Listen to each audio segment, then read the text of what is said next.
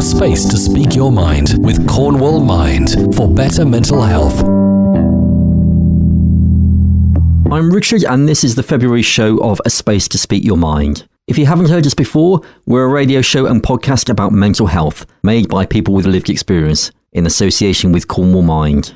We do cover subjects that some listeners may find distressing, and for more information, help and support, you can visit cornwallmind.org. A space to speak your mind.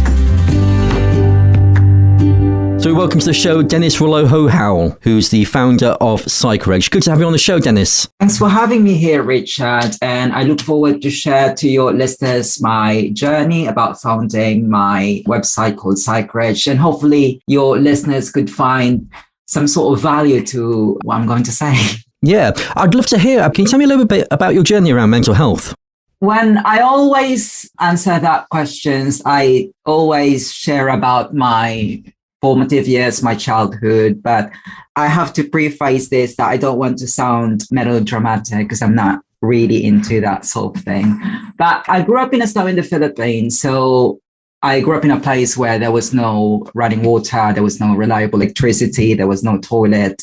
And I did not even know how it feels like to sleep on a bed until I was probably about 15 or 16. So that's kind of my childhood. But that lovely place, that slum in the Philippines, molded me into the kind of person that I am today. Resilience played a significant part in my life. And I owe that to my parents, and I owe that to my teachers and a number of other people.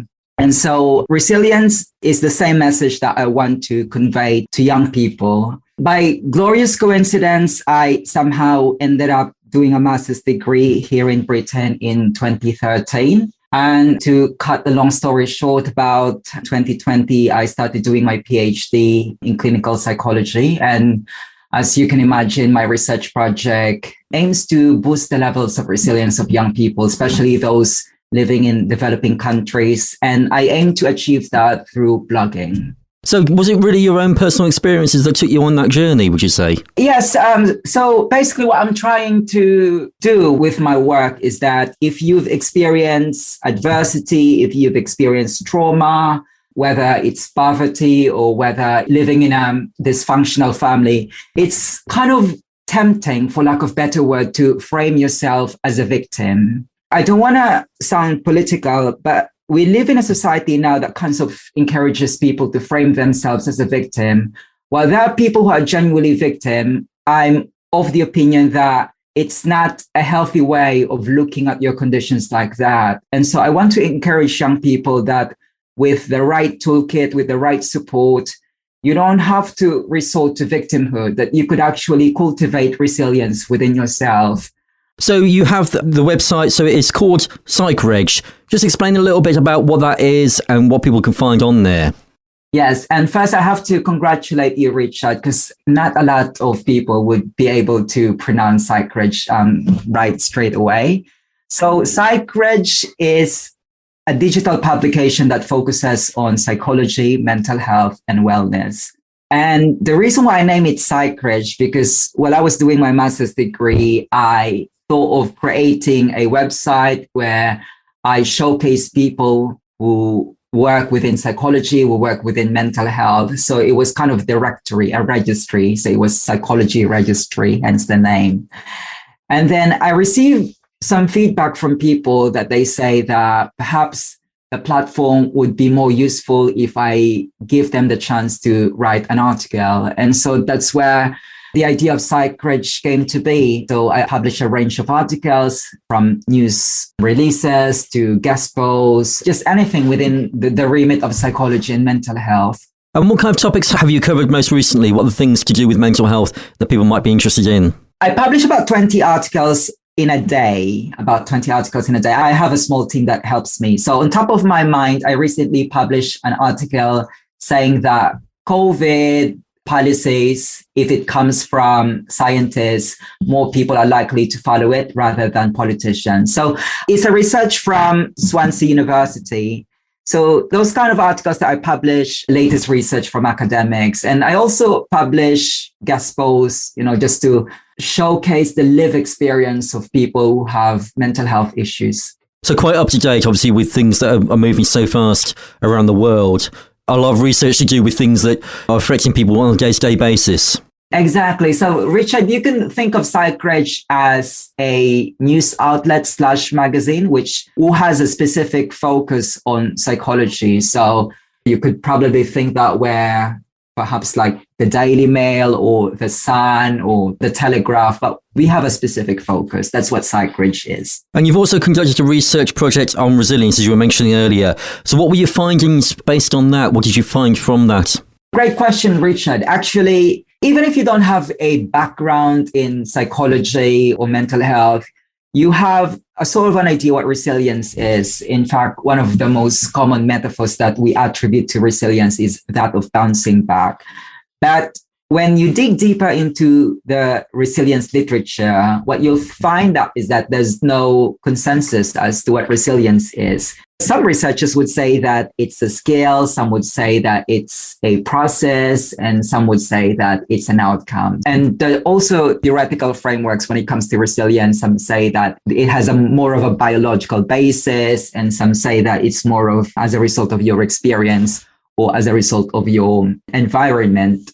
There's no consensus to that. So I'm just leaning towards my own orientation. And I think that it's more salubrious, more healthy giving if we convey the message that resilience is actually a skill. If you frame resilience that way, then people would realize that since it's a skill, it's something that I could cultivate. It's something that I could learn. And with the right toolkit, be it, in the form of digital media, be it in the form of some artistic endeavors, or be it sports, perhaps that would help you cultivate resilience. That's interesting that you say that about whether it is something that we're born with or is something that sort of comes to us. I kind of wonder whether people that have had more experience become more resilient, or is it something that sometimes I think, especially with around mental health, when we've had experiences in the past, we build up a resilience within ourselves that we can tackle other things that come later in life, maybe. Yes, that's perfectly right, Richard. And there are actually scientific literatures that support what you just said. There's some experiment that when they expose rats to stress, it makes them more resilient. And you could also see that with people, those who have experienced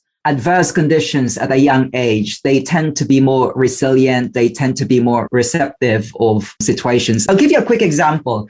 There was a research carried out in the 1980s or late 70s by a psychologist called Jeffrey Sachs. And what Jeffrey Sachs did is he compared the mathematical ability of two groups in Brazil, one of school children and one of child street vendors. And what he found out is that child street vendors can outperform school children when it comes to computing with ratios, with percentage. And presumably that is because if you're not good with your maths, you're not going to make profits in the street. And I think that's an elegant demonstration that in spite of adverse circumstances, because you're a street vendor, that's an outcome of poverty. Your parents were not able to send you to school. But in spite of that, you've developed skills that were actually better than children who go to school. So it's not necessarily a bad thing that at such a young age, you've experienced adverse life circumstances. Without blowing my own trumpet, I referenced earlier with the introduction that I spent my childhood in the slum. Well, when I say that it shaped me, the way I see the world, I mean that literally, because my life here in Britain is way, way different than my childhood. So it takes a lot to disorient me. I could probably survive without heating. I could probably survive with eating just once a day because I've lived a life of poverty. I know how it is. So I remember when there was no internet for, I think, about 2 hours. I just try to remind myself that internet is just a luxury. In the other parts of the world, there are people who've got nothing to eat. There are people who don't have clean water. So I think experience something bad at an earlier point in your life, it allows you to put things into perspective in the future. I'm just wondering, I mean, you've said about people that maybe have had a poor childhood that then use that as a resilience method in later life. I'm wondering whether maybe the opposite is true, that sometimes people who may have had a more affluent childhood but then fall on harder times, when you find yourself in that situation, there's something inside you that almost, there's a base instinct that comes up to the front that allows you to cope in certain situations. Yes, there is such a thing as vicarious learning. So even though you don't have, shall we say, like a prior experience of traumatic experiences, you learn from other people who have undergone those situations, that the things that you can do. Let's say, for instance, those Holocaust victim, the life that they live, it's very adverse situation. And you realize that, how would I live if I was in that situation? So you kind of relate to other people. Because I'm just thinking, bringing this back to sort of mental health, I think for people that are experiencing poor mental health for the first time, as opposed to someone that may have experienced it in the past, we've all had to go through this journey over the last couple of years, and we've all kind of found our own resilience. For someone that is finding things maybe difficult at the moment or having poor mental health, kind of what you would say as far as what their resilience might be and things that they can help themselves build up a resilience over time. Are there things that you can do to actually improve your resilience? Yeah, other things that you can do to improve your resilience, because there are wonderful resources now on the internet which you can benefit from. When it comes to cultivating your resilience, obviously there's Mind, which is the leading mental health charity in Britain. You've got fantastic resources. Also, it's good that we can learn from other people's lived experience. That social media, the internet has opened a wide space where we can generate conversations and learn from each other. So I think, yes, coming to an earlier point that I said earlier, vicarious learning. So you learn from other people through their experience of how it is to experience mental health issues. And I think that's a powerful way of cultivating resilience, whether it's your first time to experience mental health issues. And we're recognising Time to Talk Day, which is a big day to sort of talk about mental health and to have those kind of shared experiences. So I'm just wondering, as a blogger yourself, you're obviously promoting the psychological benefits of blogging. I'm just wondering, as far as talking about mental health and blogging about it, just what those benefits are and how that supports people. So, Richard, I did a research project during my MSc about expressive writing, and that's where the idea of blogging came from. So, expressive writing is something that predates the internet. So, the idea is, if you allow people to express themselves through writing those traumatic experiences, it can offer them a range of psychological benefits, ranging from managing their anxiety or promoting good sleep or lowering their blood pressure. So since I'm a blogger myself, I thought that, yes, expressive writing is good, but there's internet now, and I think you'll really find people keeping a traditional journal with pen and paper.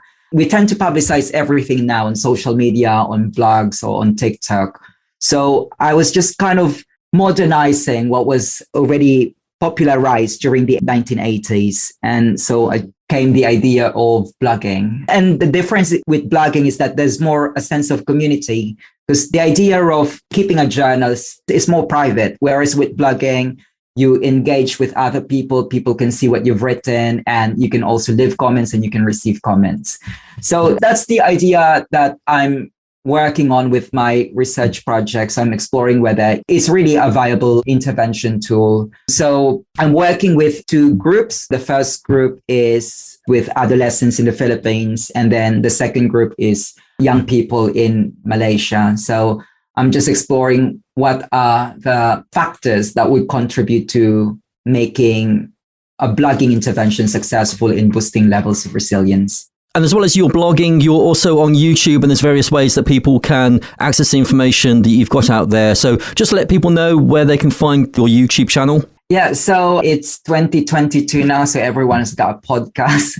About 3 years ago, I launched a show called DRH Show. So if they just pop that in YouTube, DRH Show, my initials, Dennis Relojo-Howell, DRH Show, they'll see that I'll interview a range of people, pretty much like what you're doing, Richard. So I speak to a range of people about psychology, mental health, and wellness. And on top of that, I also publish audio reads. That's where I ask writers, those people who contribute to PsychReg, if they can kindly read out the articles that they've written. And that's to help those people who've got reading difficulty. So that's what I do with my YouTube channel. What we'll do is we'll link those channels that you've just mentioned as well on our podcast and on our website so people can access those. But for now, thank you so much for being with us. Thank you, Richard. It's a pleasure being here on A Space to Speak Your Mind. And don't forget, for support and more information for better mental health, visit the Cornwall Mind website, cornwallmind.org. You can be part of the show. Just get in contact with us on email, aspacetospeakyourmind@gmail.com. And you can follow us on Twitter @aspacetospeak or like us on Facebook. A space to speak your mind with Cornwall Mind for better mental health.